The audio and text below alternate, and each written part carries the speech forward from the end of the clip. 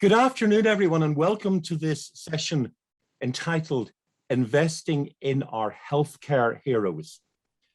Subtitle, Supporting, Training and Retaining the Healthcare Workforce, and it's organised by the European Institute on Health and Sustainable Development. My name is Martin McKee from the European Observatory in the London School of Hygiene and Tropical Medicine, and I will be facilitating our workshop this afternoon. I want to start with a report that was published in March 2021 by Amnesty International. We're talking about healthcare heroes. In that report, which had data from only 9 European countries, they documented 4,100 health workers who had died from COVID during the pandemic. 930 of them were from the United Kingdom, the country I live in. Now, that is clearly a great underestimate because they didn't have data from many of the other countries. So that figure alone, I think, tells us that the health workers on the front line were the real heroes of the pandemic. They've worked long hours in difficult circumstances, and too many of them have given their lives to support others. But it's not just the deaths and the people they leave behind. It's the mental distress that they've suffered, including what my colleagues at the Institute of Psychiatry have described as moral injury, a term that is more usually seen in military medicine on the battlefield, a situation that arises when soldiers feel that they should be able to do something more to support their colleagues, but they are unable to because they don't have the resources. A feeling of guilt that can be severely disabling. Across Europe, members of the public have appropriately seen our health workers as heroes. But the reality of it is, as we have seen in the wars of the 20th century, that memories fade far too easily.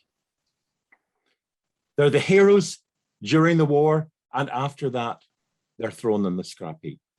Now, one of the reasons why so many people, so many European countries struggled in the pandemic response was the failure of governments to invest over many years in their health workforces. Yet, even if the pandemic recedes, as it is hopefully beginning to do with vaccination, although we should never be too complacent given new variants, we will have a legacy of ill health left with long COVID, with unmet need, the people who were unable to get care during the pandemic, that will take us years to fix. We will have a huge backlog to deal with. So the healthcare workforce is going to be absolutely crucial in all of this.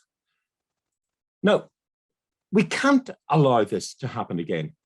Many reports, many documents have said never again.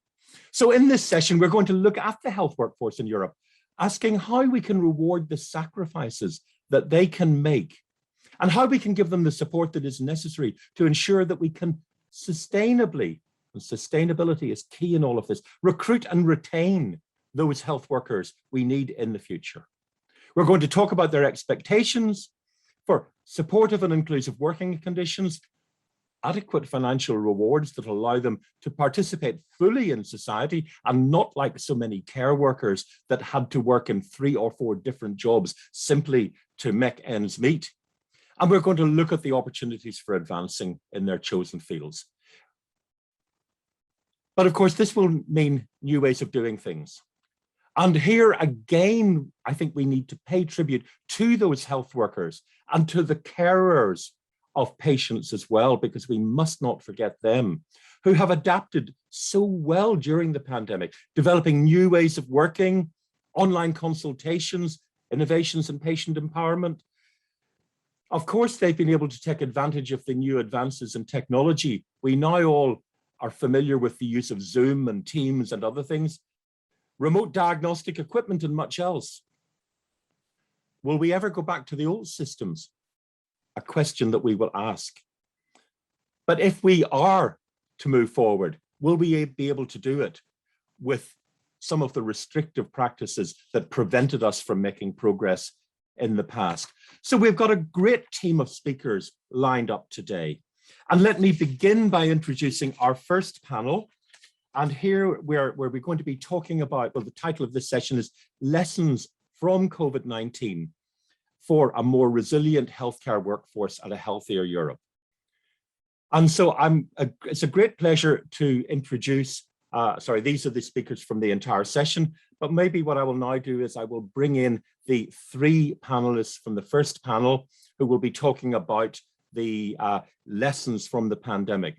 And the first is Paul de Rave, who many at Gastein know, who is the Secretary General of the European Federation of Nurses Associations. Paul, do you want to say hello?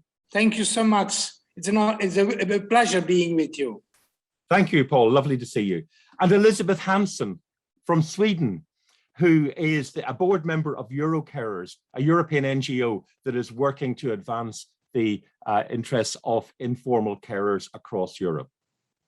And Christiana Viscow, who is the health sector specialist from the International Labour Office, who is responsible for global cooperation for resilience of health systems and occupational health and safety. So let me start off by asking each of you what worked and what didn't work. What were the things that the successes, and sadly, I think we will probably say many of the failures. We know that health workers were placed under huge strain, but did anybody get it right? Who would like to give me an example of something that worked well before we get on to the lessons that can be learned from things that didn't work well? Paul. Yeah, I think from a nursing perspective, what worked very well, and especially when nurses are under crisis, even during war systems, is that the teamwork, that the collaboration with each other, with other professions, with the physicians, with the pharmacists, is much more stronger. The water is sometimes up to the nose, and if you don't collaborate with each other, it is impossible to survive. So that is a very positive message that I would give, that we learned out of Ebola in 2015, but also now again with this pandemic. But we know that team working is better.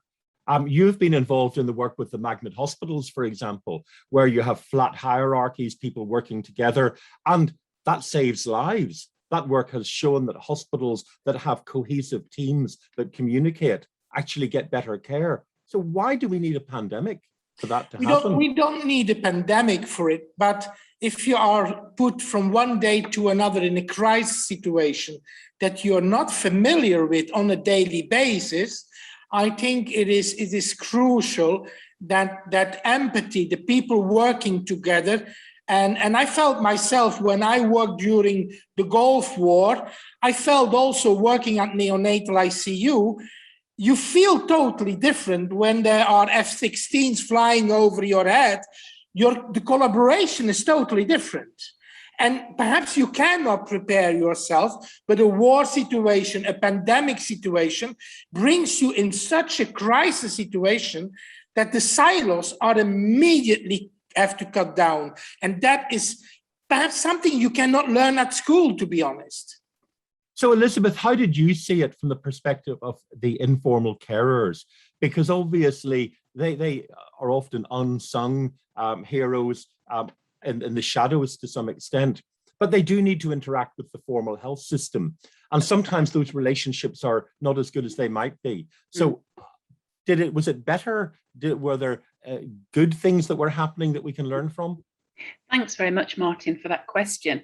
Yeah, I think the thing that we can say firmly that we've learned from the COVID-19 pandemic is that, or the positive aspect, is that I think the light switch went on for a number of policymakers, that they really woke up and saw the vital role that informal carers play in the health and care of their loved ones across Europe.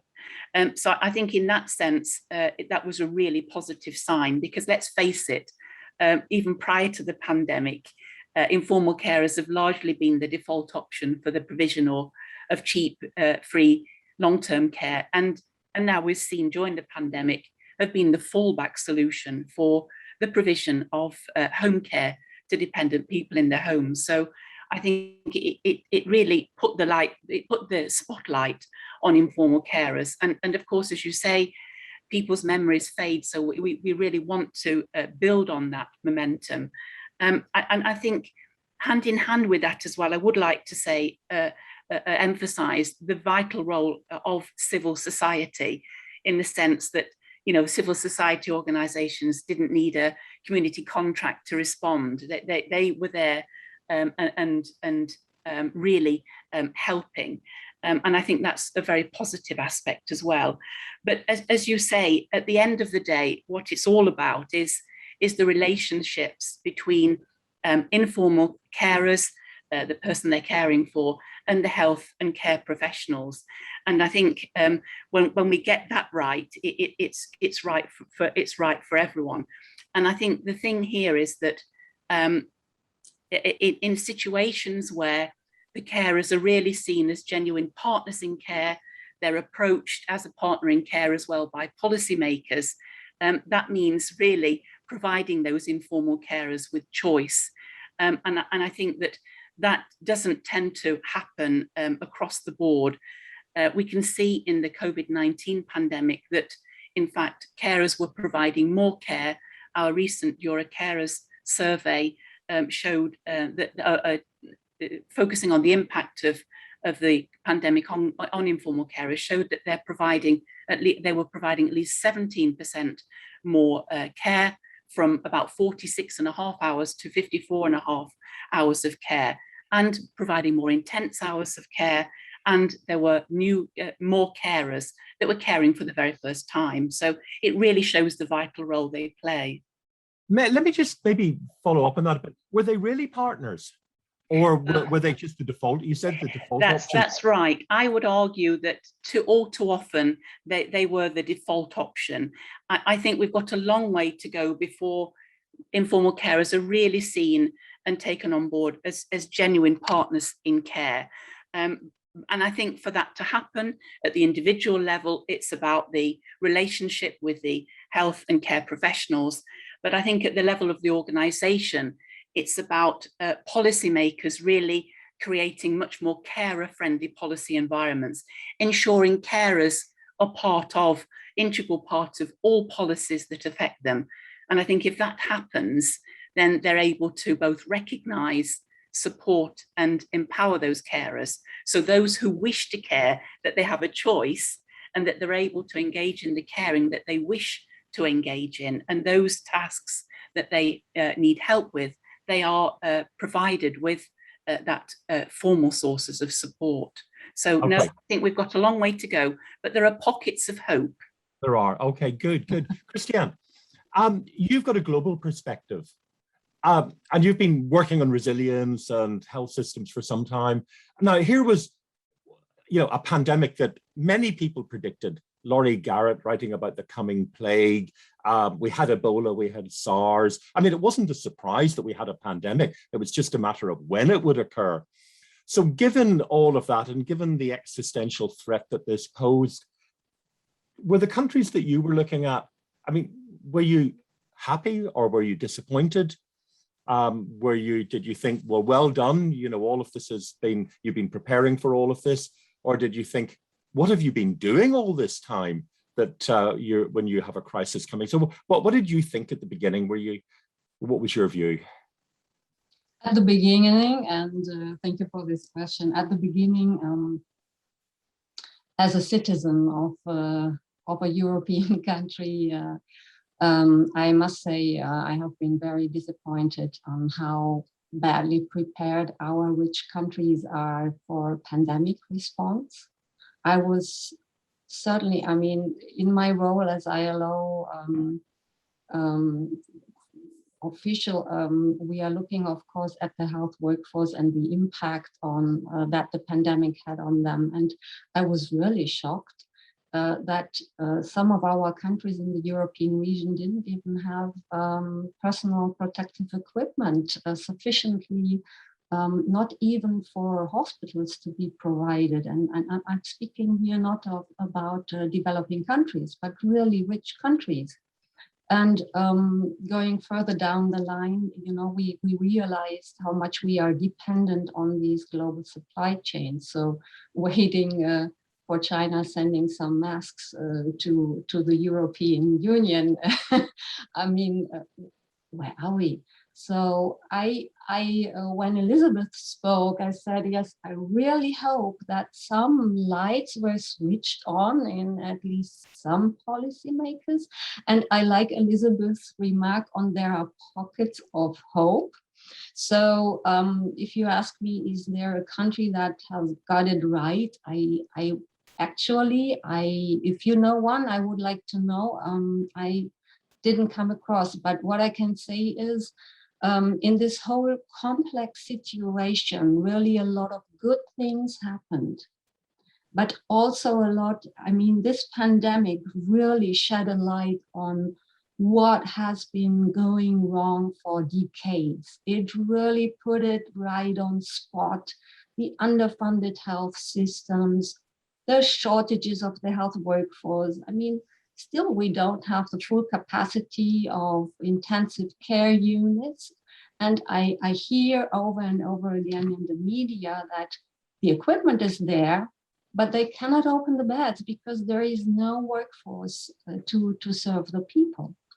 But what went well on the other side, in my view, is I heard a lot of good examples at organizational level for support for health workers, really reaching out to them, providing psychological support because they've gone through war situations, as Paul mentioned. And I was very impressed, to get back to Elizabeth, with the response of what is called the civil society, but all the citizens, you know, that and people who reached out to the health workforce, who brought them to eat, and a really very human approach to support them.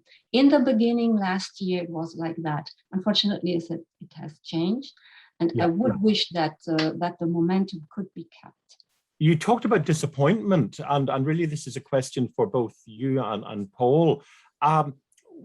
The countries were unprepared in terms of the PPE, but of course they did manage to get it. Now, in the 1920s, an English politician described what he called the men in grey suits who did well out of the war, the First World War. He was talking about the armaments manufacturers.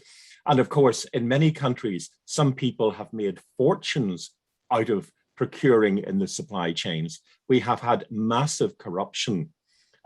We recently published a report from the European Commission expert panel on procurement with many examples of that in it.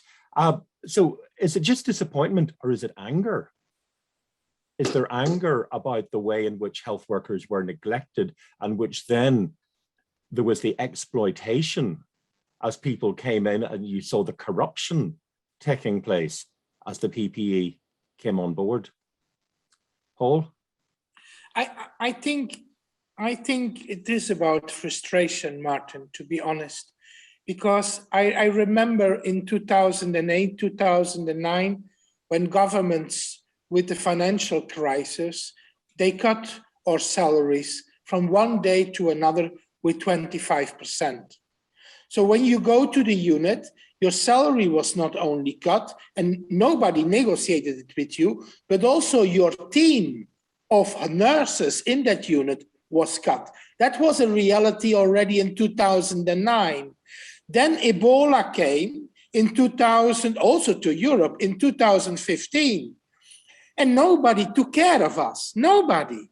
So now we are in 2020 when we were hit, and if you see 1.5 years later, when the pandemic started in March, almost 2 years ago, and you see now 30% of the European nurses left the profession. You cannot forget that the nursing profession is a women's profession. And if you are working in a COVID unit, and your husband or your mother-in-law or your family says, please do not come home and sleep here because you're going to infect us. This is a reality. This stigmatization is a reality. I know nurses who were going to the home care settings who have been beaten up. This is not normal. And this frustration adds to the lack of material. Of course, if you don't have PPEs, if you don't have masks, if you have nothing to protect yourself, we have a lot of nurses who died. Also physicians, of course, but it is the frontline nurse who goes and wash the patients, who feed the patients. They are not behind glass. So it is a huge challenge for us, knowing that 30% of women out of the 3 million nurses we have in the EU left the profession up till now. They said, enough is enough. I have enough of this bullshit. But yeah, indeed. Elizabeth. Yes, thank you. I just wanted to follow on from Paul in terms of with relation to the lack of the protective equipment, and just highlight that was also similarly the case for the vast majority of informal carers providing care in the home, that they equally were lacking the protective equipment and were often forgotten about. And I think, again, to highlight that the vast majority of informal carers are women. So I think in terms of the policy messages coming out of COVID-19 and from our report, we really do have to keep working on reducing that gender gap. And in terms of informal carers, really the focus on equality, more equal access to the labour market, and validation of their skills is very important as well. Now, I want to look forward beyond the pandemic. And as you have said, in fact, all of you have said, people have found new ways of working. They've come together, collaborating. This has not been easy in the past. I have frequently raised questions about why in some countries you need a doctor to give a vaccine or to do, I am a physician, but there are many jobs that are done in some countries like the UK, for example, with the extended role of the nurse, taking on many responsibilities that were traditionally undertaken by physicians. But that's been much more difficult elsewhere. And the empowerment of patients, giving them control over their own lives, their own conditions, because of course, with self-monitoring equipment, they can do so much more. You can check your ECG with an attachment to your iPhone. You can do home glucose monitoring, all sorts of other things. And now, of course, we've got remote consultations, which has disadvantages, but for many people has real advantages, because you don't have to travel to a clinic just to have a 5-minute appointment. So what's going to happen in the future? Christiane, what's your perspective looking at, do you think that we're going to see the changes, the good changes that have occurred during the pandemic continue as we move forward? Or do you think we'll just go back to the way we did things before? I think that we will see some changes, but excuse me for carrying forward the frustration that Paul mentioned, also me observing that for a long time, because the issues are all not new. And certainly technological advances can bring advantages for both health workers and patients. But they may also be another burden for health workers if they are not introduced properly with the training coming along with it.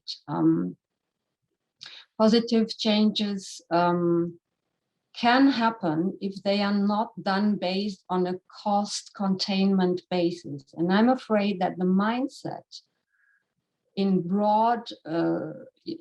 the broad sense among policymakers is still that healthcare is a cost and a burden to national economies, while we are calling and providing evidence that investing in the health workforce makes it not only more resilient but more sustainable. And this is not about more care, more pay alone, but investing in really decent working conditions. So as long as we don't get these issues fixed, and we are discussing the same issues for decades now, for more than 40 years, going back to the Nursing Personnel Convention, that was discussed at the beginning of the 70s and is being reviewed by ILO experts for the time being. If you read the reports, it's all the same issues. So Why is it so difficult to change? Well, indeed, why? And I'm going to put Paul on the spot here, actually, because way back in about 2005, Mark Shurka, myself, David Stuckler, and others wrote a report on, health is wealth, and we showed that improved health leads to increased productivity, labour force participation, and so on. And there's been lots of work since then that's made that case. So investing in health is investing in the economy. We know that. But why have you, representing Europe's nurses, not made that case effectively to persuade people, the people in power, the politicians? So what do we need to do to make that case? I think, Martin, that an important issue is social dialogue. And that is something that has been weakened over the years also. And especially some of EFN members are unions, but unions for nurses, not the general unions. And you see, like countries like Denmark, who have a Danish nursing organization, the RCN in the UK, when you have a union speaking on behalf of your profession, it looks like that is moving forward. I can give you a few examples from Eastern European countries, and I'm very happy that this is happening now. In Slovenia, my colleague had with the Prime Minister 2 days ago a meeting, and he promised a 40% increase of the nurse's salary.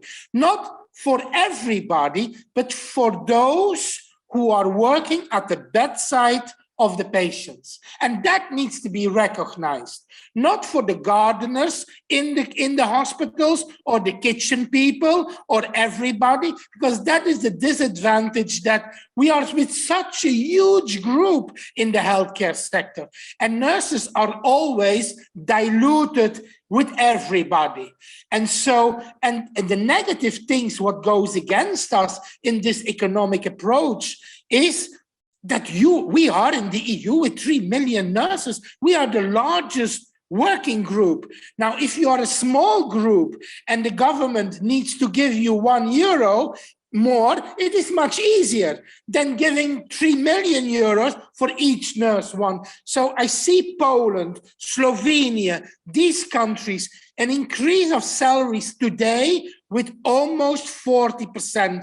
And that will help us retain and make sure that the nurses stay in their profession. So, Elizabeth, Paul has got 3 million nurses, but I bet you've got even more informal carers. That's right. Yeah, we make up. Yes, sorry.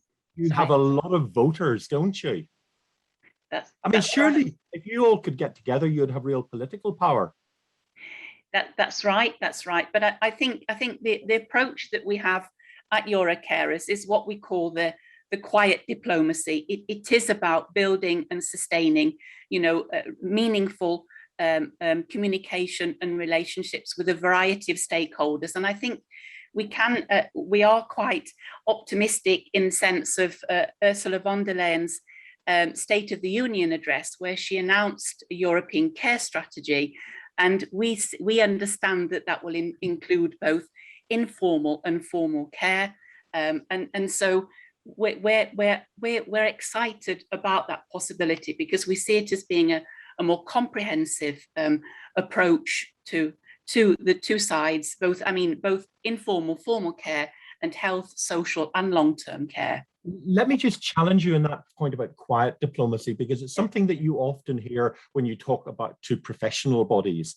They say, well, we're engaged in quiet diplomacy, by which they mean that we're not criticizing governments openly, because if we criticize them openly, they won't talk to us. And I'm just wondering, are we engaged in a Faustian pact whereby, and particularly where governments provide support and financial support for NGOs, you get contracts and so on. Are we engaged in some sort of a pact with governments whereby we get bought off? And are we actually ourselves being corrupted by that relationship? Rather than speaking in behalf of our members, we're keeping quiet, and we're maybe, I'm not sure what you think on that, Elizabeth, is the quiet diplomacy, is it the emphasis on the quiet or on the diplomacy? I think the emphasis is on the diplomacy, and we've seen that working in different countries. Myself in Sweden, we've been lobbying for a number of years now, and actually the government have started working on a strategy for carers. So I think the emphasis is on the diplomacy rather than the quiet part, to be honest. Okay, and Christiane, Paul has talked about how, and Elizabeth, you've all talked about the way in which we've seen greater team working and so on. Remote consultations, new ways of working like that. There's a problem with that in some countries. How do you get paid for it? And there's a problem in terms of how you get paid, where you're paid on a fee for service. But there's also a problem in some parts of the European Union where you're paid under the table, informal payments, which are a big issue in a number of European countries. How do you pay informal payments on Zoom? Is that a challenge moving forward that we're going to confront? Christiane, what do you think? There are big challenges, not only in the health sector, but in all professions who are now called platform workers, you know. And I want to follow up on what Paul said. One of the challenges, particularly for health workers, is also that those workers work in more or less isolation. They may not be organized. It's very difficult to organize such workers that are sitting at home before the screen, and getting them engaged in the negotiations and consultations and diplomacy conversations that are needed to drive forward their legitimate requests. So there are big challenges, and you also refer to payments and payments under table. Yes, there I would always vote for saying, look into why is this happening and what is going wrong that this can happen. And it's something that I and my colleagues have been looking at for 20 years, and we still haven't solved it, but it really is a challenge. We're getting towards the end of this part of the workshop, the seminar. So I've got a couple of questions that have come in from people who are watching. And let me start with this one, which is, why are healthcare workers, we've answered this to some extent, but why are healthcare workers still not sufficiently financially rewarded despite their essential contribution and their sacrifices in the pandemic? Maybe you could each give me one or two very quick points about what needs to be done on that. Elizabeth, I'm going to start with you because you're looking at it a bit from the outside. What do we need to do? It's not so much for the people you represent, but what are the things that need to be done to recognize the contributions of the healthcare workers? Yeah, I think what needs to happen is that we need to ensure that that they have the time and the resources to really focus on the patient care and on support for carers and building those relationships. I think that's absolutely vital. Paul. I think, Martin, we need to value basic nursing care. We need to value holistic nursing care, not only the technical part of the system, how many MRIs that you have and how many technical issues, but feeding patients, washing patients, taking care of patients in different contexts needs to be valued and not seen as just cleaning lady work. So we need to value the nursing profession, the women's profession, way much more than we have done in the last decades. And we know from the Magnet work that having a higher proportion of registered nurses on wards gets better outcomes for patients. So maybe that message needs to get across more clearly. And we have Magnet for Europe going on, a cluster randomized controlled trial, which is looking explicitly at that, which I and others are involved in. Christiane, what do we need to do? Yes, we need to value the health workers and put the money to where the mouth is. We get so many high-level endorsements of, yes, investment in the health sector is important, but what is happening? Nothing is happening. Maybe there are some enlightened politicians who try to move issues, but on the broad side, we really need to get, put the money where your mouth is. And I don't see that yet. And I don't see the case that we have to convince them. They really should know by now. They should know by now. And, well, can I thank, I'm going to thank all three of you for your engagement in this part of the seminar. And I'm now going to move on to the next session. So thank you very much indeed. Thank you. If I could invite Wolfgang and Dominique to now switch on their cameras and join us. But thank you so much for your contributions. And again, people who need very little, if any, introduction to a Gastein audience. We have Dominique Poulton, who's a former Director of Strategy and Research at CNAM, and who has done lots of work over the years looking at the training and retention of health professionals, and in particular, looking at an issue that's been a particular problem in France, but also elsewhere, and where we've been learning from the issue of medical deserts. And again, Wolfgang Olitsky, who is the local boy in the Gastein Valley, just down the road in Salzburg, and who, as you know, has been running the Open Medical Institute, which has been training health physicians, other health workers from Central and Eastern Europe. Wolfgang and I go back many, many years, and working together with Wolfgang's work providing vocational training. And we're going to look in this session at the evidence-based policies in managing national and regional shortages of health professionals, because we have shortages. We have health professionals, but we don't have enough of them. And the ones that we do have are not in the right places. So Ivan Illich, who some of you will have heard of, he wrote the Medical Nemesis about 40 years ago. He once said that doctors prefer to live in places where the climate is good and the patients are healthy.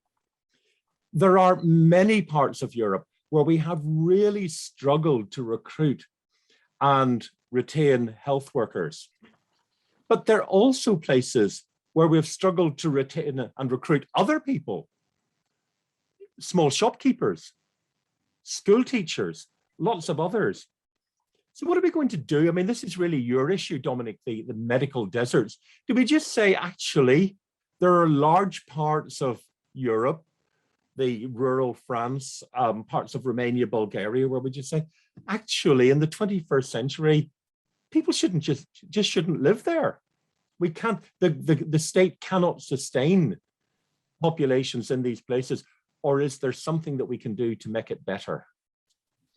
No, I think that there is this statement is not correct. I mean, health services must be available everywhere, but what maybe they must be available, but the way they are delivered may be different from one place to another. And in some places, for instance, I would just say to begin with the fact that in France, we used to have a physician in each small village, and he was working alone. It was a male physician, of course, working all the time on call all the time with his wife assistant. And this model is still, felt as desirable by mayors of small municipalities, but it's not possible anymore, and it's not desirable anymore. So we have to organize differently to provide the service to reach people, which is including with the technologies that you mentioned just earlier, quite feasible, but in a new model of care. So it's sort of the service, it's the issue of the way it's delivered. So Wolfgang, how are we going to do this actually? Because my parents were general practitioners, and they worked together in a practice in inner city Belfast. And I think they provided very high quality care for their patients, but that was in a different era.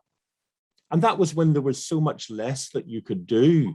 The 1950s, the 1960s, we were only beginning to get the new blockbuster drugs, the beta blockers and the ACE inhibitors came much later, and so on and so forth. If you wanted an investigation done, you had to send somebody to hospital. Now we would expect those things. An ECG can be done, as I said earlier, using an attachment to your iPhone. So given all of that, how do we train physicians for these new models of care, and how do we make sure that they're in the right place?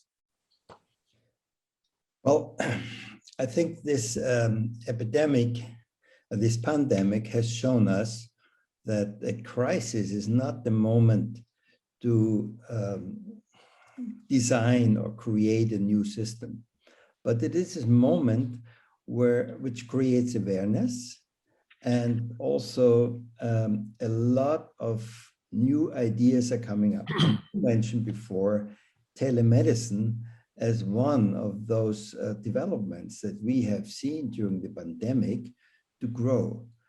And by saying that, I also don't want to underestimate the local physician.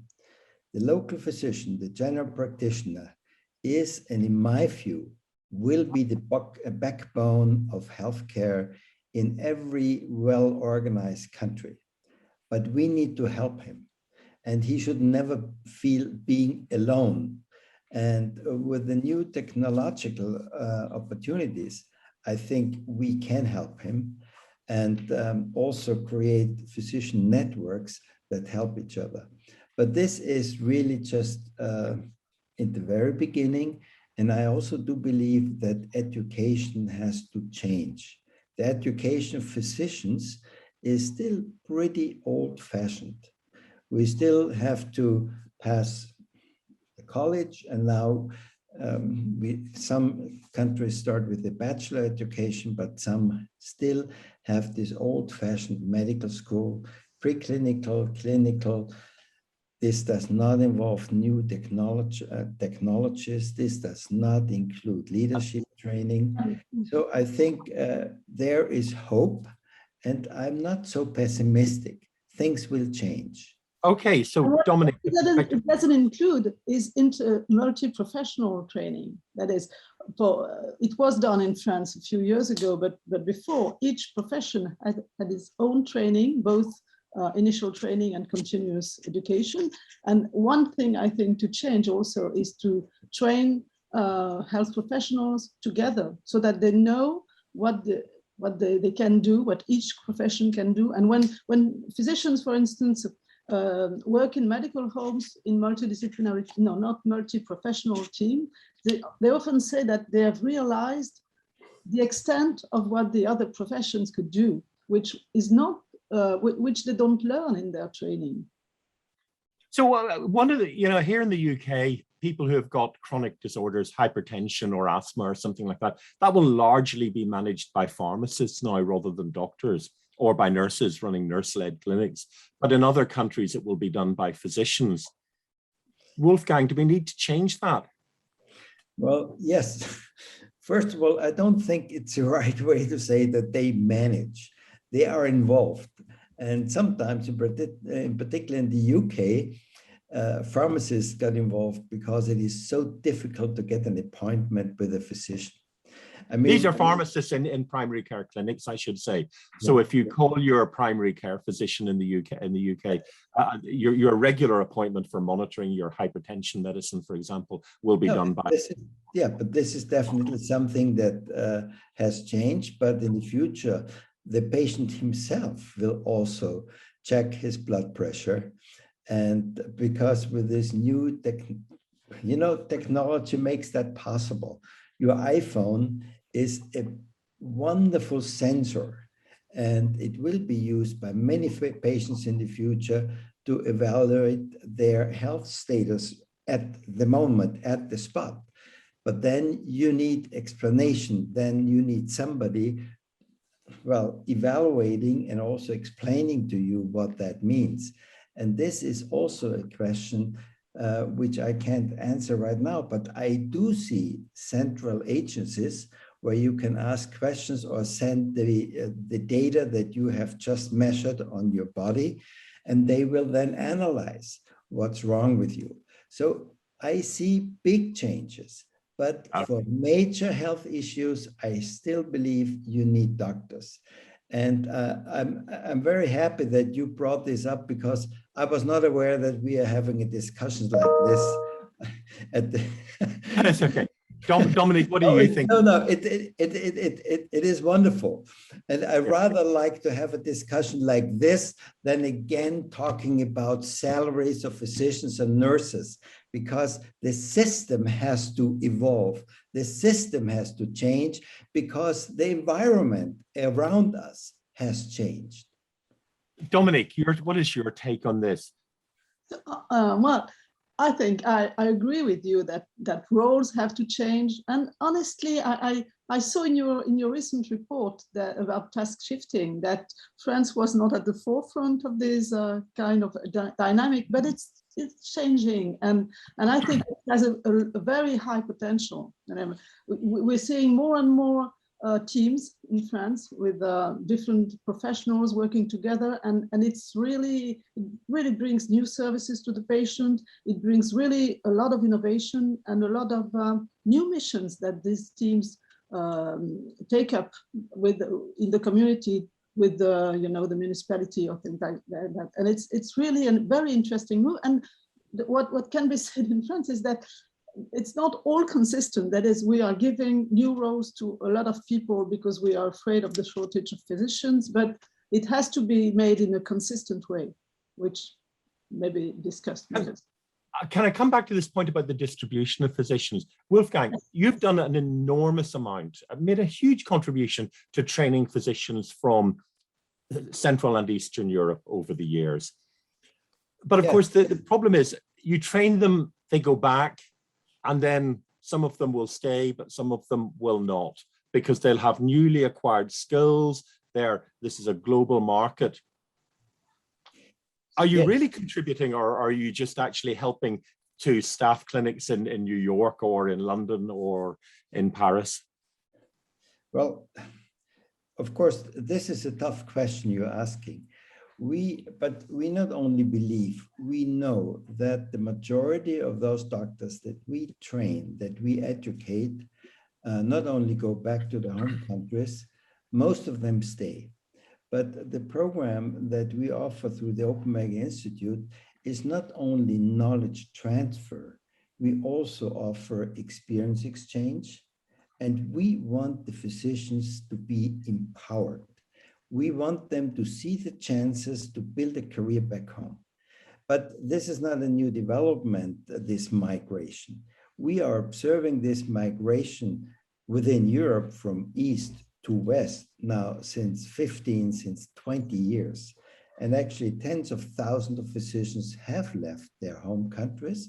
And we brought them to our countries because our doctors, we have great doctors, but the work-life balance became more and more important. Our doctors work less, so we need, instead of training doctors, because that's what we don't do, we import them. And this is definitely the wrong way. But regarding this issue, do our doctors really stay home? I can tell you that from the Baltic countries, and we have trained 6 to 8% of all Baltic doctors from Estonia, Lithuania, and Latvia. 91 to 98 are still working in their home countries.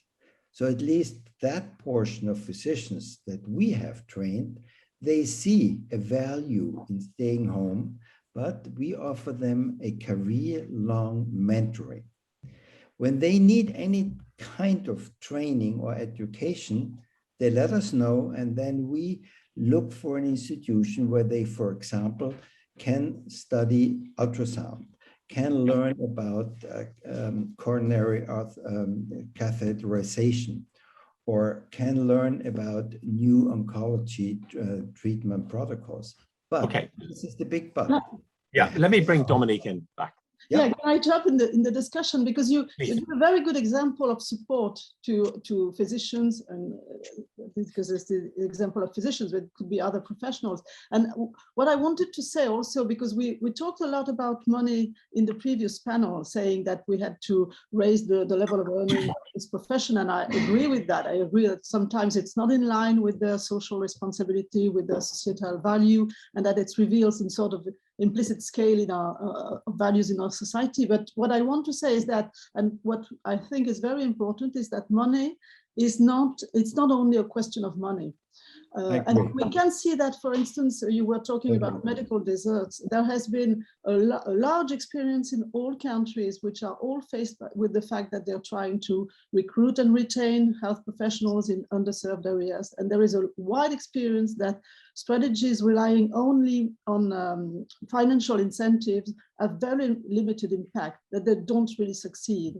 Because there are other things that are valued by, and I'll just stop there, but please. Valued by professionals are working and living conditions. And if we're thinking about working conditions, it can be isolation, and we were talking about teamwork. It can be working hours. It can be the quality of premises and equipment. It can be the opportunity of doing research or having continuous education. It can be a lot of things. But I mean that this support has to be also part of the reflection in addition to money. I wonder if this is going to change because, as you know, in France, in Spain, in Bulgaria, in Portugal, a number of other countries, there have been, we've seen the death of the village. Now, there are villages in southern Italy where they're actually rejuvenating them by bringing in migrants from North Africa. And the villages are actually seeing this as keeping their villages alive. Some of these villages have actually been kept alive by expatriates or migrants from Northern Europe, from the United Kingdom, from the Nordic countries, who are the only people who are living there now. But I wonder if we're, of course, you're now losing the United Kingdom ones, unfortunately. But I just wonder with the way in which we're all, you know, we're not together in Gastein today, we're all doing it remotely. People are working from home, people are working remotely. So is that going to change? Because, you know, who wants to live in a big city with all the noise and the bustle and so on now, and commute in and out, if they can actually live in a very nice village? Do you think this might change and change the dynamics? I mean, particularly looking at the medical deserts in France, Dominique? Oh, it might. It might, because it's the case for a lot of people. So why not for the health professionals? But other than that, I think that what's happening in these villages, at least for what I can see myself, is that this idea of teams, it doesn't mean always that people are on the same side. It means that they're working together in a network and they're helping each other, which may allow some of them to be remote in small villages. So I don't know if it will, if your prediction will that maybe we will find new physicians going in small villages, but anyway, they cannot really work as they worked before. I mean, they have to be part of a network, but maybe, why not? Well, personally, I would love to move to a small French village to have a vineyard and an orchard beside me and so on, but maybe not just yet. So I've got a couple of questions. Victoria's been collecting questions from our audience, and maybe I could put a couple of them to you. Do you have any insight into what impact the pandemic has had on the training of medical and pharmacy and nursing students? Because clearly, being wrapped up in PPE and having fewer patients, having all of the restrictions that there are in hospitals, it must have made life pretty difficult. Probably one for you, Wolfgang, but Dominic, you may know as well. How have you seen this in your work? Well, therefore, I love the complexity of your questions, and these small villages is really a great idea to go there for a vacation. But I'm more worried about the mid-sized city, for example, in Poland, where there is not a single anesthesiologist, for example, to run an intensive care in a crisis like the pandemic. That's the problems we are facing. So in other words, it's not a question of sometimes there are also not enough nurses, but in this case, you cannot even open the intensive care unit because there is no anesthesiologist. Yeah. And this is a reality we are facing more and more often. This sometimes due to the age of the physicians, for example, in Romania. You know that even better than I do because you know the numbers. So therefore, I think we really need to learn from the pandemic, but basically we need to have enough nurses and enough trained doctors. So what about training during the pandemic? Have you any observations just answering this particular question? Because it must be much more difficult to organize ward-based training. I know I sit on medical schools council in the United Kingdom, although we don't train undergraduate physicians, but I know that my colleagues have been having challenges. I think it was a big mistake that we closed hospitals, that we made it very difficult for patients and students to access hospitals during the crisis. We sent nurses to take care of patients. And as Paul said, it's really true. They have to wash the patient no matter whether they are severely sick, suffering from corona or not. But we don't allow others to learn about this situation. So I think this is something which I never understood, because at least 1 year, since 1 year, we know how to protect ourselves. So yeah. I just want to, just going through the questions we've got from people who are watching. How do you think the pandemic has impacted or will impact on recruitment to the health workforce? Because the title of this session is the health workers as heroes, and they have been in the forefront. Is this going to be something that's going to say, young people are going to say, I want to be like that. I want to go out and save lives. I want to save the world. Or will they say, I don't want to be wrapped up in PPE. I don't want to die early. I don't want to be abandoned and poorly paid. What way will it go? Well, I don't know. Sorry.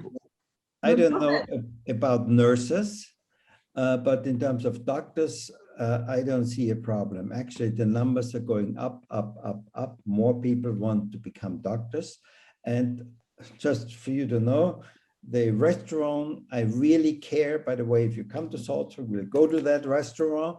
They had 6 people in the service. Now they have only 2 left. And 2 of those who left, they're now going into nursing school. So okay. I don't see this as a big issue. Of course, this is the challenge in all of this, because one of the issues that we're facing in the UK now is that they're trying to recruit ambulance drivers to be truck drivers to drive fuel around, and everything has a knock-on effect. Everything has consequences. Dominique, you have looked a lot at workforce. So what do you think?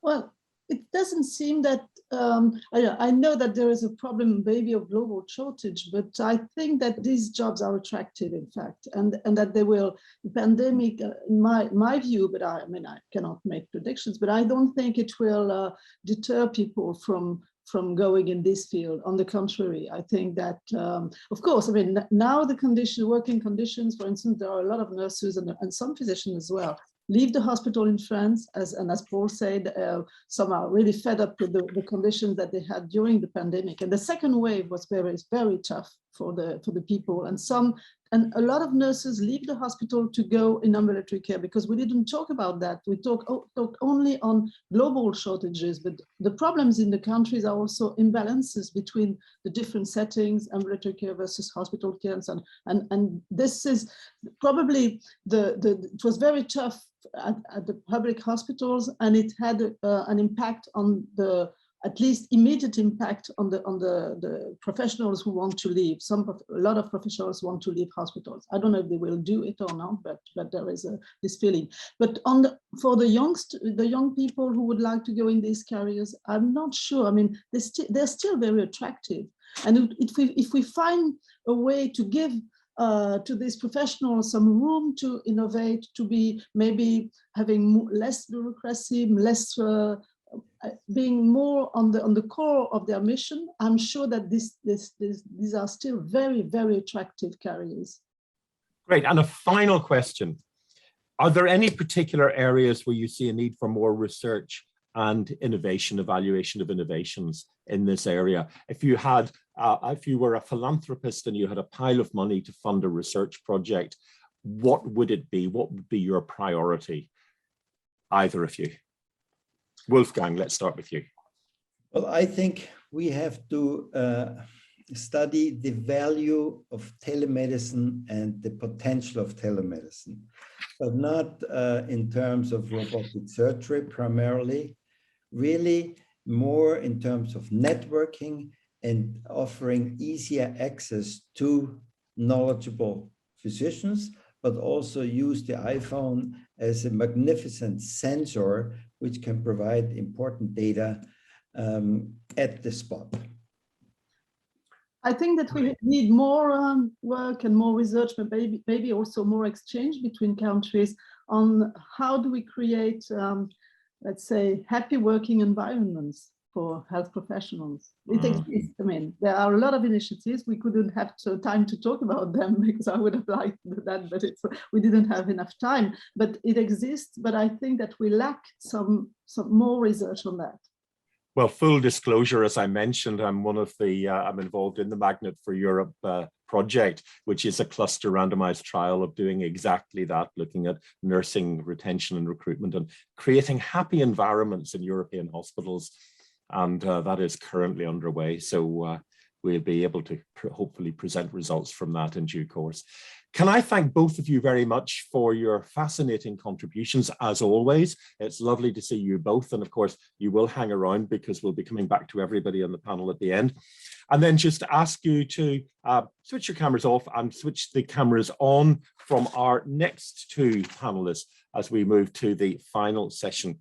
And again, people who need no introduction, Vytenis Andriukaitis, the former European Commissioner, and Annette Schrouwen from the University of Amsterdam, who is an expert in European and international labor law.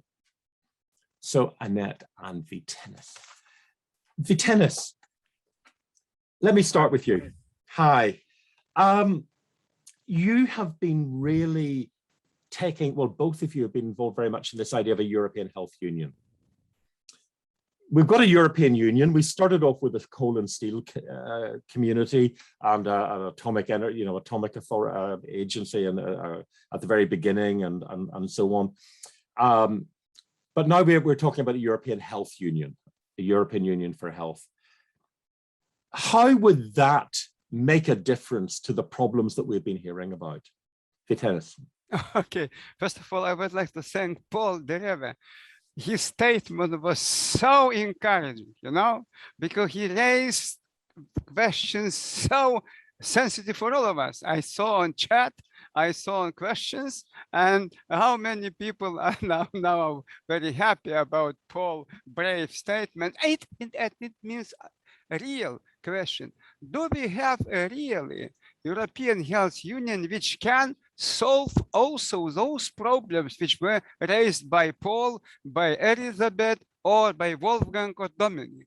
Of course, for sure, you just mentioned a lot of unions. We have energy union, we have digital union, we have single market, we have monetary and banking union. We have a lot of unions. But when we are speaking about a health union, can we understand that we are speaking more or less in the same veil, like touching issues about those previous unions? No, because all those unions are enshrined into Lisbon Treaty and they have very strong legal ground. When we are speaking about internal market, when we are speaking about financial monetary union, when we are speaking about defense and security union, we know that it is explicitly enshrined into Lisbon Treaty. But when we are speaking about European Health Union, we just have keeping in mind Lisbon ground, we have no ground. Sorry to say openly. Because it is not enshrined in Treaty on the Functioning on the EU. It is not enshrined in Treaty on the Functioning of EU. In Treaty of the EU, you can find Article 3. Health is not mentioned there. And if you look at the Treaty on Functioning of the EU, you see that all issues are in global trend. EU should support, coordinate, facilitate, and that's all if member states have wish and they will to cooperate. But if you have no cooperation at member states level, EU is very weak speaking about European Health Union. But that was before the pandemic. All of those treaties were before the pandemic. Everything has changed, or has it? Sorry to say, now it's time to discuss what can we do to strengthening our capacities because it's a lot of death, a lot of worries, a lot of disappointment, a lot of weak, intentions to be more cooperative, more collaborative, a lack of solidarity. Those issues are so clear. Nobody knows very well, better than people on the ground. And of course, as you know, may I tell you, we need now to understand what does it mean, European Health Union. We need to keep in mind that we have 4 dimensions. Parliamentary dimension, it means that we need to strengthen powers in health, speaking about European Parliament. Then we need to understand community dimension. It means that we need to strengthen European Commission legal capacities to act. Then we need to think about intergovernmental method. And here we need to ask member states to strengthen their capacities to cooperate at council levels. How many times ministers of health are gathering in Brussels? In normal time, 2 times per year. Can you compare agricultural councils or financial and economic council? They are gathering 12 times per year. It means that EU is very, in big asymmetry, speaking of the health issue. And of course, we need to strengthen subsidiarity and strengthen also voice of NGOs. It is. Indeed, and a point that many of us have made frequently in the past, that the European Union's competencies in the area of avian influenza in chicken are much stronger than they are for influenza in humans. Annette, are you equally perplexed and pessimistic about this? I mean, do you think that the pandemic has changed the way governments look at this? I'm afraid I do not think that the pandemic has changed that. And I say this, well, let me tell you a bit about what is happening in the Netherlands now. We just had a scientific council report for government policy looking at sustainability of health. And in that report, personnel or lack of personnel is seen as one of the big elements that we need to do something about for sustainable healthcare. And this scientific council in its report mentions the European Union only twice and not as being part of a solution. So it's simply not in the minds of politicians. And I think that, well, in the beginning of the pandemic, it was really clear with closing of borders that all member states thought of healthcare as a specific national sector and national policy. And that changed a bit when we had the Commission communication saying, well, you should take care of borders and make sure that, for instance, healthcare workers can cross borders. But the first reflex is it's national. Is that the same everywhere? Because, we often look at the Netherlands as being perhaps the most Atlanticist of the member states. And under Mark Rutte and on previous leaders, it has taken a more, obviously nothing like the United Kingdom, which is just completely, anyway, enough of that. But do you think that's the same in other countries? Because people have commented, for example, in the response to the pandemic, they've contrasted Belgium and the Netherlands, 2 neighboring countries that have taken quite different views in terms of restrictions and so on. So I'm just wondering how much you can extrapolate to the rest of Europe. What I saw is that, well, it was, first of all, it was Belgium that closed the borders the first time. But also the fact that member states have different policies in wearing face masks, yes or no, in what distance you have to keep, data exchange, it's difficult. So to me, that's telling that there is not so much coordination and cooperation. Vytenis, data cooperation. So if I want to get up-to-date data on excess deaths in Europe, I can go to the Euromomo website. But it only has data for about 15 or 16 countries. For Germany, it only has data for several of the lands. I mean, you were the commissioner for health. Why are we in this situation? Why are we not better coordinated with the exchange of data so I can go and find out what's happening everywhere?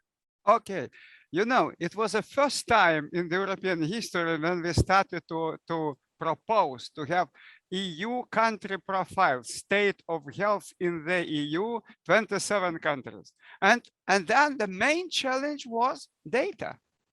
And then we asked scientists and asked member states, are you ready to present data? Of course, then we decided to keep eyes on only on Eurostat, which is very weak data on Eurostat. That was all. And if you ask, for example, about data related to nurses, healthcare practitioners, informal carers, no data till now. And if you ask OECD, they can provide you some profiles, but not having comprehensive picture. Now it is very simple question. Do we have a real data of all 27 member states speaking about healthcare workforce shortages, retainment, recruitment, planning, training, and so on, and picture of medical deserts in every country, but based on the same methodology? Answer is we do not have methodology.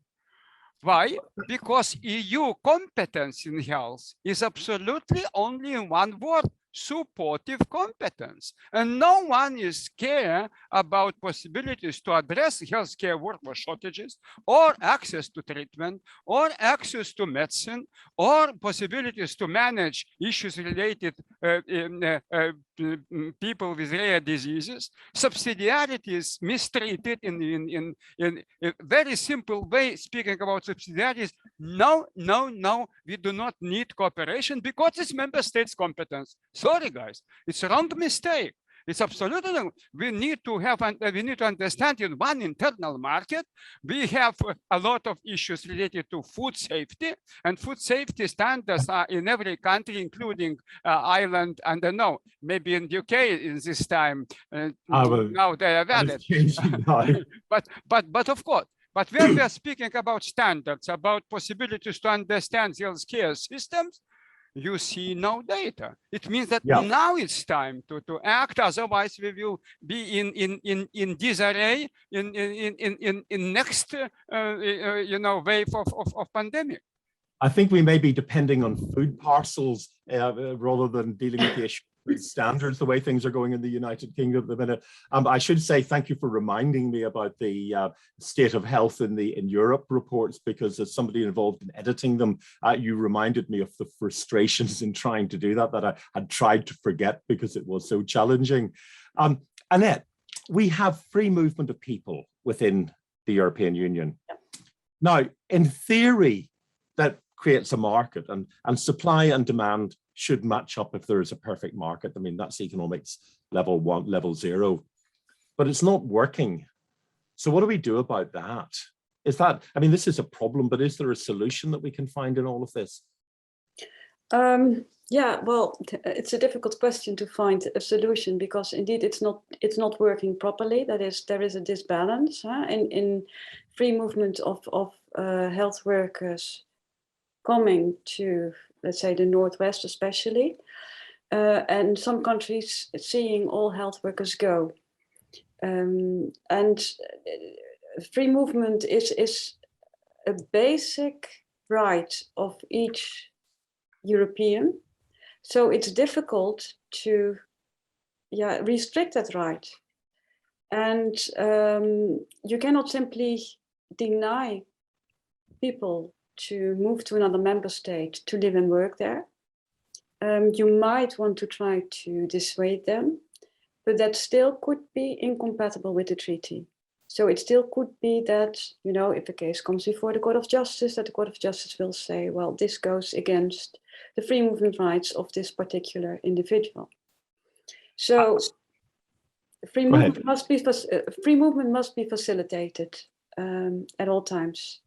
And yes. I think this is also one of the issues that should be solved together between member states at EU level, maybe by planning better the need for health workers, making sure that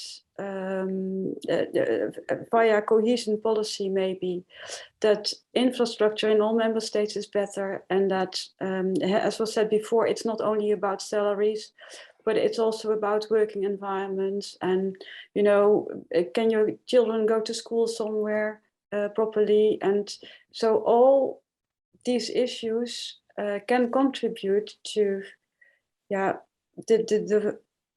can contribute to stopping the fact that free movement is, for now, quite one-directional. But it's not just a European problem, of course, because we have global migration. And there are countries, for example, like the Philippines, that export health workers because of the remittances they bring. Yeah. And but there are other countries that are themselves medical deserts, like countries in Africa, some of the Portuguese former colonies, where the majority of physicians they have trained are now working in Portugal rather than in the countries they came from, that they trained in. So how do we deal with that? Where does the European Union sit in that global context? In the global context is, well, in the new pact on migration, there is a new instrument which is called talent partnerships.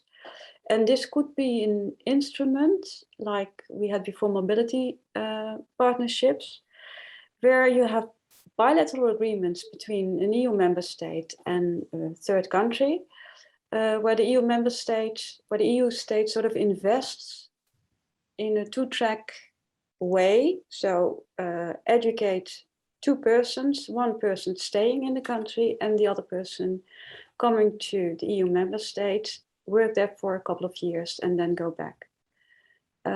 This is an instrument that is also developed as a global skills partnership under the Global Compact of Migration. And we have seen some examples, but it's not really working the way it should. And this is because of the reasons that I mentioned before. People that are trained here and work, or that are trained in their own country, work here for several years and receive extra education and then go back, they do not have the opportunity to use their skills. So for them, it's not, and that's a problem we've all faced actually with training people, because you know, what do you go back to? You've developed these new skills, new equipment that you've been able to work with, but you don't have it when you go back. Or when you go back to where you've come from, you're told, well, you've learned all those clever things elsewhere, but it doesn't apply here. And you get into a much more critical. Vytenis, this issue of the global migration of health workers, this requires the European Union to work with the UN system, for example. Is that working? I mean, what was your experience of the global perspective with health workers? Did you have much involvement in that?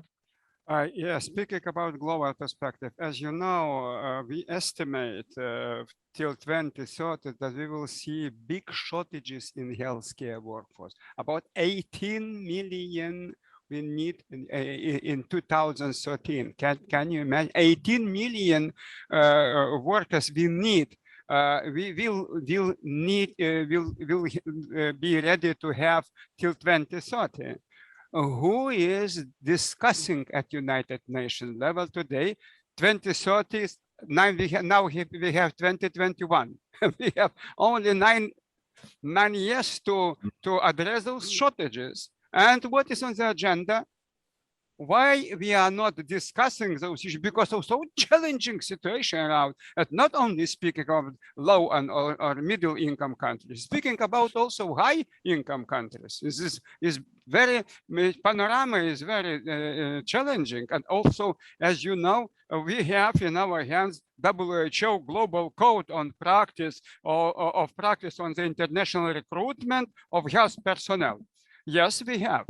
But we do not have nothing similar between member states in the EU, and we have no similar, efforts to discuss it at United Nations level. May you remember, it was time when the Commission was built under presidency of French President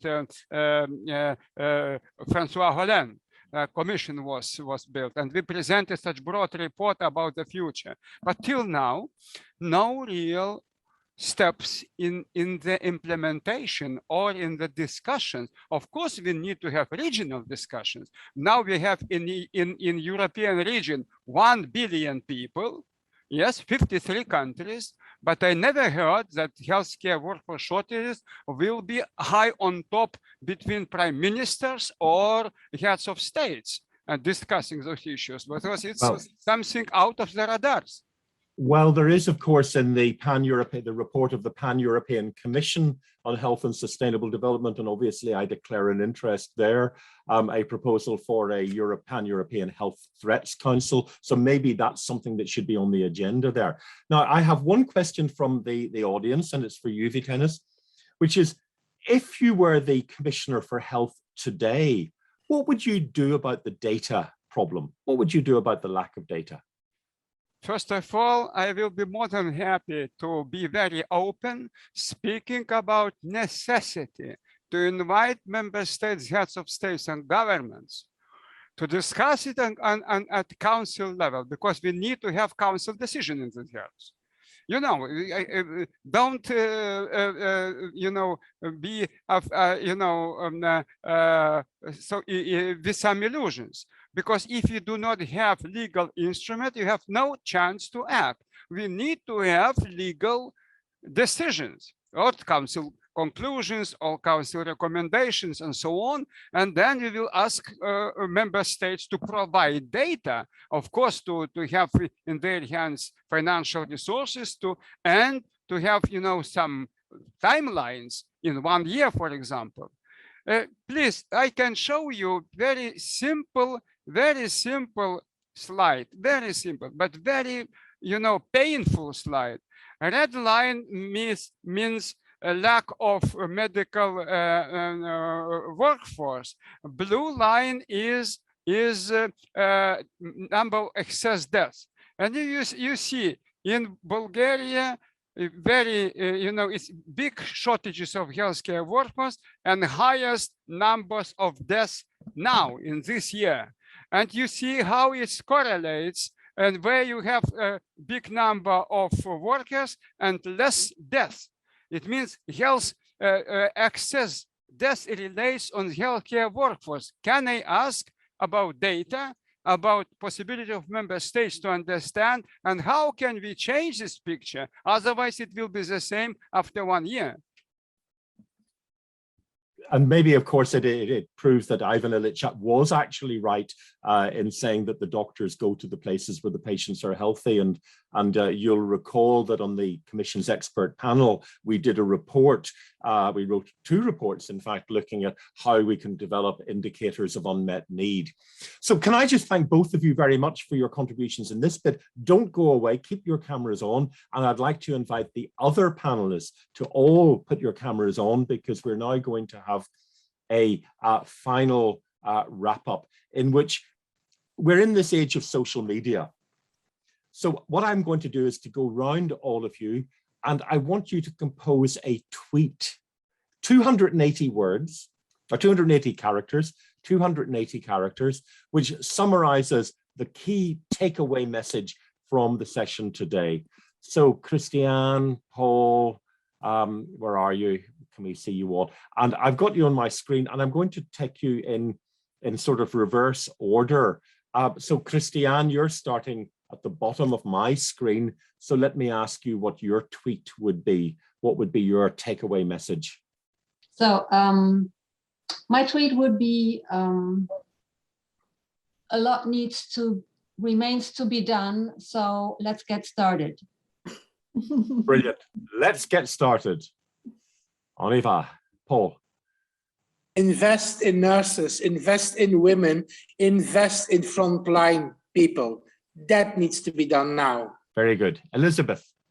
Yeah, keep the spotlight on informal carers, approach them as partners in care, and an increased trusted relationship with civil society. Brilliant. Dominique. It might be give health professionals space and autonomy to be levels of innovation. Very Great. short, less than 280. Yeah, but that's fine. More is often less. Wolfgang. My tweet would be, there is room for improvement in Europe, but we should not forget that Europe still has a very privileged position when you look globally and look at other continents in this world. That is true. The tennis. My tweet will be very simple. Please remember that if we need to have strong EU at global level, we need to have European Health Union in our hands and develop new wave of evolution of EU. We need to have EU of social health and well-being EU. It means that we need to act together, changing Lisbon treaties. I think that's more of a thread than a tweet, but it's still very good. And Annette? I would say, let's get started together. Cooperate, coordinate for sustainable health. Cooperate, coordinate for sustainable health. That's really good. So we've got close to the end of this afternoon's seminar. All that leaves me to do is to thank all of you for participating. I hope that you enjoyed it, and I hope that those of you who are watching enjoyed it. From my own personal point of view, it was lovely to see so many old friends yet again, and many of you I've known for many years. It's just a pity that we're not in Gastein to be together, so we could now go off for a drink somewhere in the village. And I'd like to thank Victoria, who's been supporting me throughout here, passing me notes. Thank you very much to Victoria. And I'd like to thank James and Louise, the team in Gastein, for making sure that the technical processes worked so well. And to thank those of you who actually were watching online and who were engaging with us with sending in questions. So thank you all very much indeed. And I think at this stage, goodbye, but don't give up, because we now need to start. Now is the time to start the process of sorting out the problems we've all been describing. So, vielen Dank, merci beaucoup. Thank you very much indeed. Thank you. Thank you. Bye. Bye-bye. Bye-bye.